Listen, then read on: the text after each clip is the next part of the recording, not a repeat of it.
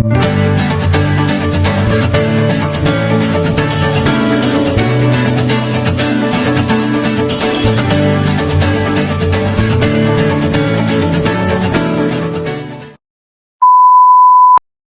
of living and inflation.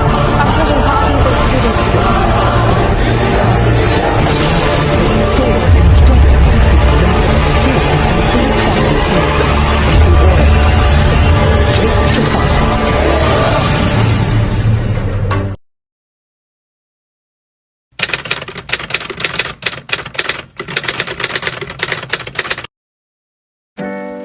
First, we will start with introduction of inflation.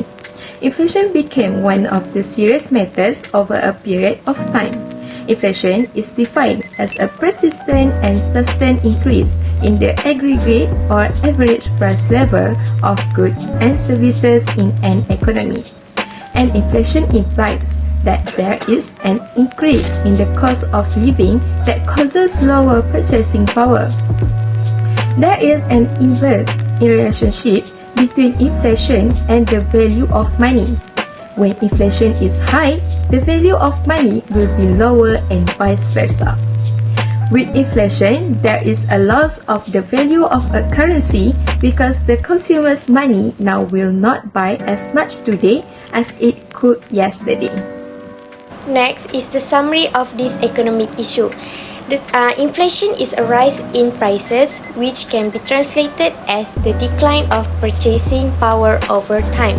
According to Department of Statistics Malaysia (DOSM), Malaysia's inflation measured by the Consumer Price Index (CPI) increased 4.7% year-on-year in August 2022.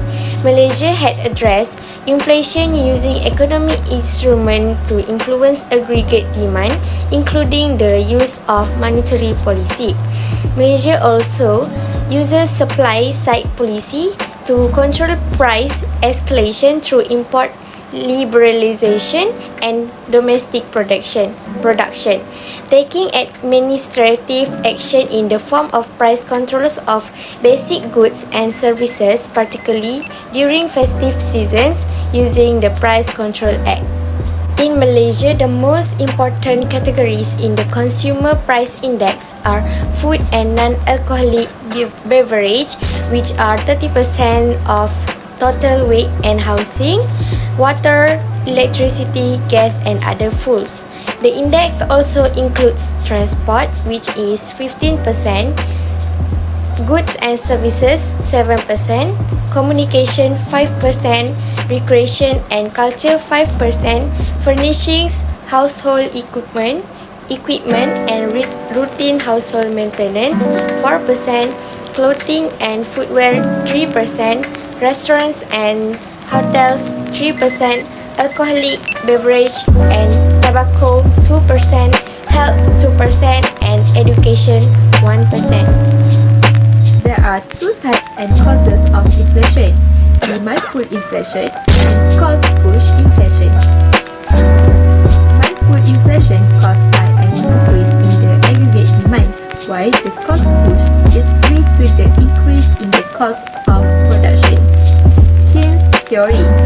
Keynes adapted his theory of how excess demand can cause inflation in fully employed economy at the beginning of the World War II. He stated that the demand pull inflation occurs when aggregate demand exceeds the aggregate supply. In the classical case, the inflation is created by an upward angle shift with no change in the AS curve, assuming ceteris paribus. Any curve will shift to the right, price will increase from T1 to T2.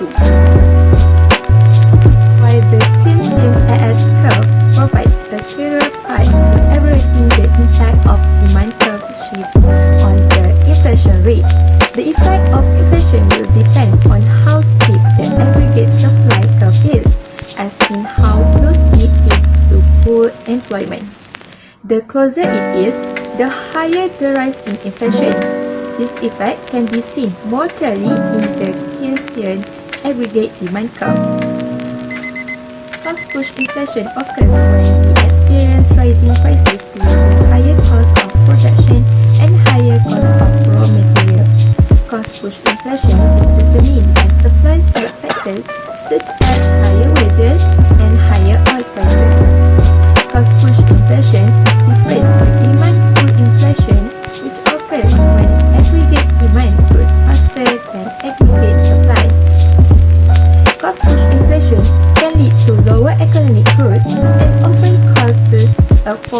living standards, though it often proves to be temporary.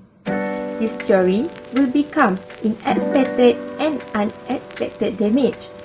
For example, expected damage is when country cannot import petroleum in country and make shortage in supply, while unexpected damage as natural disaster and causing damage to factory. This diagram shows that short-run aggregate supply curve shift to the left, causing a higher price level and lower real GDP. So next we move to measures of control inflation. Measures of control inflation divided into two, which are contractionary fiscal policy and contractionary monetary policy. Contractionary fiscal policy is when the government either cuts spending or raises taxes. It gets its name from the way it contracts the economy. It reduces the amount of money available for business and consumers to spend.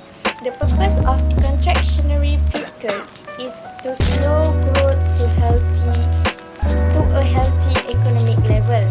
That's between 2% to 3% a year. An economy that grows more than 3% creates four negative consequences. Four negative consequences are creates inflation, drives up prices in investments, it is unsustainable, and it lowers unemployment. Next is a contractionary monetary policy. A contractionary monetary policy is a type of monetary policy that is intended to reduce the rate of monetary expansion to fight inflation. A contractionary monetary policy is generally undertaken by a central bank or a similar regulatory authority. The central bank usually sets a target for the inflation rate and uses that the contractionary monetary policy to meet the target. There are three effects of a monetary policy, which are reduce inflation, slow down economic growth, and increase unemployment. So lastly, I will sum up all of this topic. Inflation is a major problem everywhere, and it will not only affect a country's economic growth, but will affect the consumer price index CPI, labor market, and will affect investor on investment and etc. The government should try to decrease the unnecessary expenditure on development activities in order to overcome the problem of high inflation in Malaysia. This will also put a check on private expenditure, which is dependent upon government demand for goods and services. For avoid this kind of situation, it can be suggested that this measure better be supplemented by taxation. Macroeconomic policy in Malaysia is designed to balance among key objectives such as growth, stability, and equity. While both fiscal and monetary policy serve development and stabilization goals, fiscal policy making in Malaysia involve a more significant ethnic and political dimension, while monetary policy has been largely focused on ensuring price and financial stability. Although the Ministry of Finance (MOF) often serve as the main physical center for fiscal policy formulation and implementation, actual decision power resides more with the Prime Minister Office. The new economy policy NEP and the Look East policy created opportunities for the government to adopt a highly interventionist approach favoring Bumiputra entrepreneurs with strong government ties and establishing an alliance with foreign capital Narayanan 1996. So that's all from our group about action taken by government to solve the problem of inflation in Malaysia by using fiscal and monetary policy. Thank you and Assalamualaikum.